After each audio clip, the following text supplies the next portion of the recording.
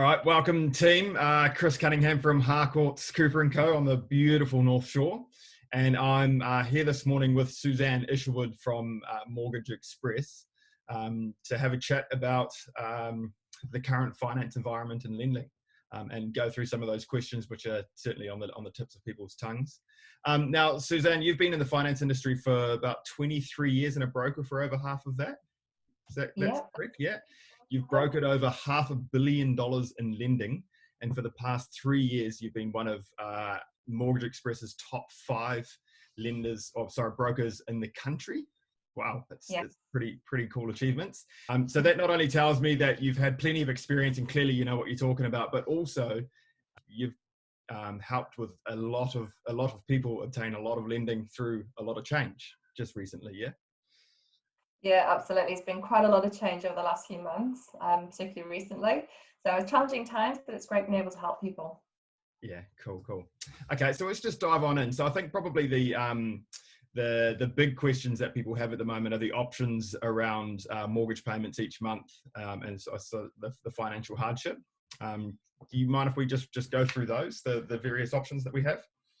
Yeah, absolutely. So there's 3 options that the banks are offering people at the moment.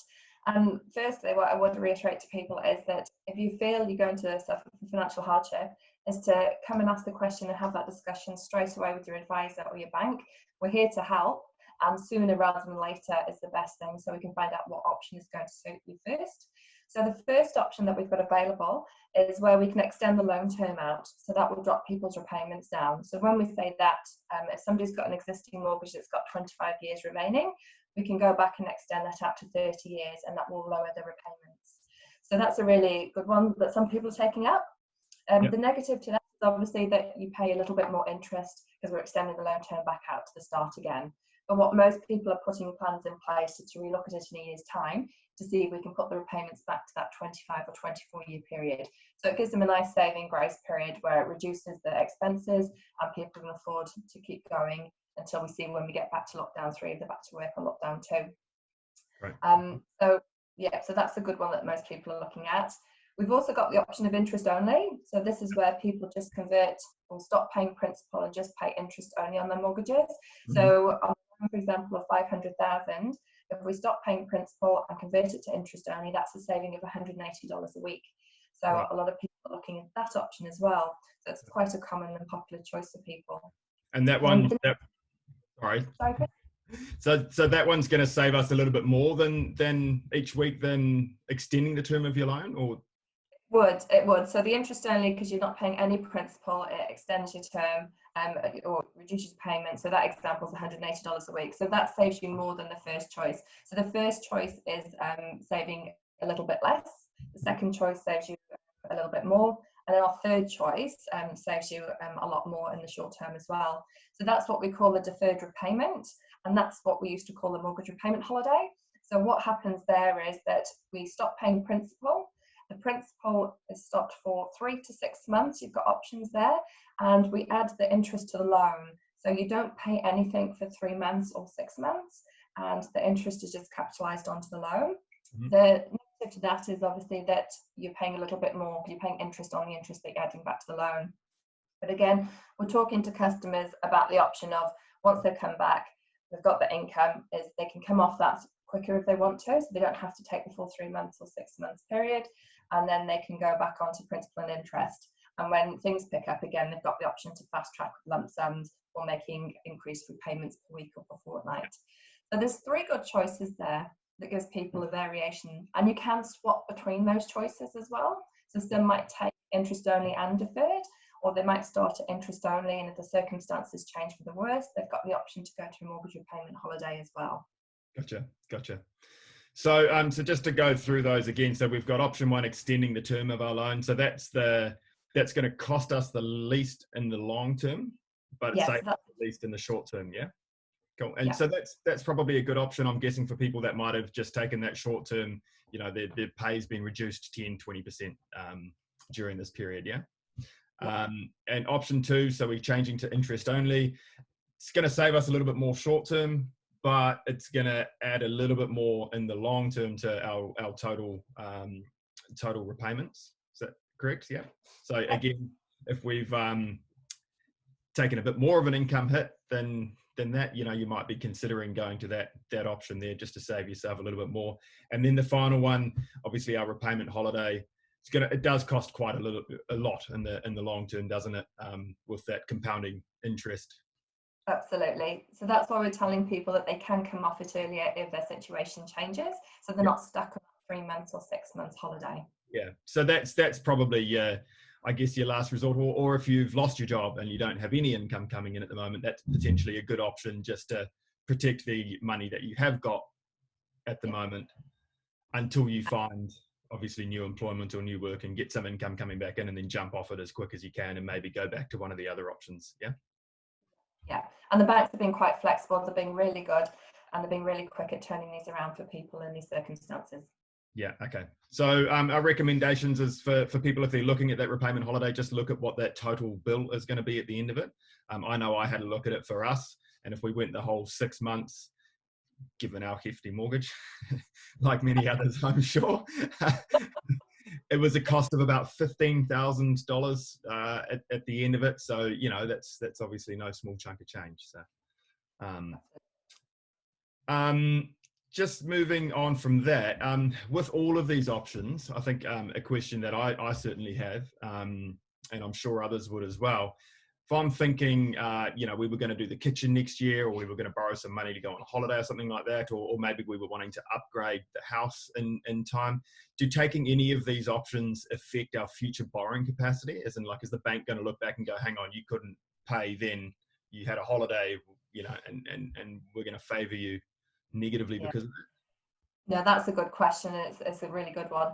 So no, they won't look at this as a negative on you or a black mark on you, because these are really strange times, if you like. It's unseen in our time. So this is something that's being swept across us so fast. People are dealing with it as quickly and most efficiently as they can. So it's an exception, and no bank will come back and say, hang on, you took a 3 month holiday period. So what they will do is look at your circumstances at that time when you come for a top up and say, you've got your income, you're fine, we can approve you. Yeah, so you'll be fine. Fantastic. So the only negative to taking any of these options is the additional cost in the long term. Yeah, absolutely. Yeah. And you've got a lot of people taking the options? Yes, we've got quite a variety of people taking. It's almost like a pick and mix with some people. They're doing a couple of different splits between their mortgages, which is good, because people have a budget, and they've been really good looking at their budgets to say, this is what we can afford to do over the next couple of months. We can pay $2,000 a month. What's our best option? So we're working out if it's a bit of this and a bit of that. So option 1 and option 2, and then we're talking about you can go to option 3 if things get worse, or if they get better, we can change it back again. So we are seeing quite a variety of different choices going through at the moment. Yeah, so it's good. People are being very proactive, and as I say, you need to come and have that conversation as soon as you think things might change in your financial situation. Because if you miss a payment, it's harder to then get one of these options sorted for you, and it's harder for the banks to approve it. So it comes sooner rather than later. Yeah. Okay, so get ahead of it. Yeah. All right. Well, before we move on then, for everybody that's watching, follow that advice. Get in touch with Suzanne if you're thinking about the options. She can have a look at your situation and advise you the pros and cons for you personally with each of the options. So get ahead of it. Get in touch soon. Hey, just moving on. New lending. How are the banks? What's their approach to new lending at the moment? Obviously, so we're still actually doing applications during the lockdown. So people are still in a position that they want to go out, they want to buy property once we get out of lockdown. So it's looking really positive. And what the banks are doing at the moment is that they're looking for a shorter approval period. So we used to get a 3 month approval with a 3 month rollover. They've now pulled that back to 2 months. Because they want to make sure people's incomes aren't changing, because they have been changing quite quickly with the unforeseen circumstances. So at this point, we're still doing pre-approvals. The banks are still open for business. They are looking mainly at just their own customer base at the moment, because the lockdown and people aren't being able to get into branches. So we might see that you don't have quite as many banks as an option, but once we get down to level 3, that might change, and the banks may open up to other new customers. But yeah, we are seeing an increase in applications with pre-approvals. Okay. And then, well, and on that note, then, so if they're mainly looking at their own customers, what's this? Are there still cashbacks and discounts and things like that available, or is it? Yeah. So at the moment, we've had one bank that have pulled their cash back, but all the other banks are still offering cash back, and we're getting some great deals. A loan for 600,000 last week, we got $5,000. So Oh, wow. they're still open for great rates, great cash back. Yeah. And some of the other banks, we still can say, well, look, their rate's better. Can you match it? And they probably will match it.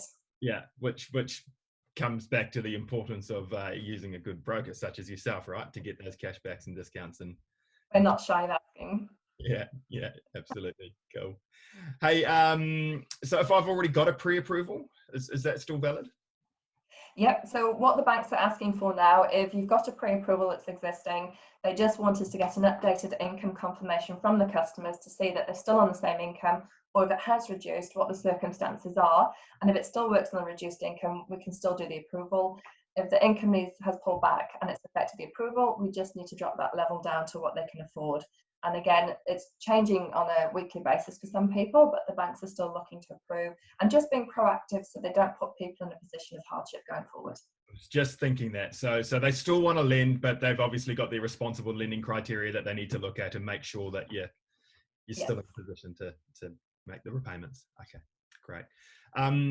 First home buyers? Yes, so we're still seeing quite a few first home buyers come in asking questions. They still need a 10% deposit. Some Yep. banks, case by case, may look up to 95% lending, so they might only need a 5% deposit. Mhm. We are seeing a lot with KiwiSaver. There has been a slight hit on KiwiSaver, but that does bouncing back. So I think that was just a short, quick knee-jerk reaction. So some of the KiwiSavers are pulling back to where they were originally before COVID was announced. Right. But we're still seeing first home buyers wanting to get onto the property ladder, so it's very encouraging. Well, if nothing else, I would say to first home buyers, it's been a bit of a battle lately before the virus, with the market being so hot and you're out competing and finding you're showing up to auctions with 3, 4, 5 bidders, and prices starting to go up. You're probably going to find now moving forward, you might show up to auctions, there might be 1, maybe 2 bidders. Prices are certainly, well, most likely not going to be going up anymore. It's probably a good time to be buying if you can get the lending. Absolutely. And the rule of thumb is get your pre-approval done first, and then you know exactly what your limits are, what your affordability is, what your repayments will be. And as we say to all first home buyers, have that chat to your parents to see if they can assist. Yeah. yeah. Parents on the spot. Yeah. Put mum and dad's house down as the equity. Absolutely. We've got several options if parents are willing to help. Great. Come on, mum and dad. Hey, and so an announcement that just came out, it was this week, wasn't it, from the RBNZ around LVR restrictions and a potential easing of those? Yeah, so we're not sure what's going to happen there. Hopefully they might relax the rules so we can go back to 95% lending. So we only do 5% deposit. It might be for a 12-month period that they relax the rules to help kickstart the market again. So we're waiting with bated breath to see what's going to happen there, but it's very positive if they do come out with announcements and relaxing those LVR rules. So it means people need less deposit to get onto the property ladder.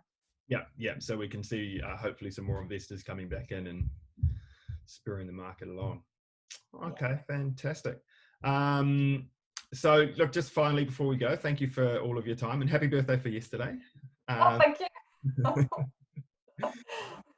Hey, so for everything that we've discussed today, folks, I have got Suzanne's details, her website link in the post. Suzanne, for arranging all of those options, regardless of what bank people are with or how they arrange their lending in the first place, you can help with those if they want. Yeah. Yeah, absolutely. And there's no fee from me. Happy to have the conversation, have the discussion, see what your best options are. Okay, fantastic. All right, well, thank you again. And folks, if you need any advice, be sure to get in touch with Suzanne. Chris. Right, thank you. Have a good day. You too.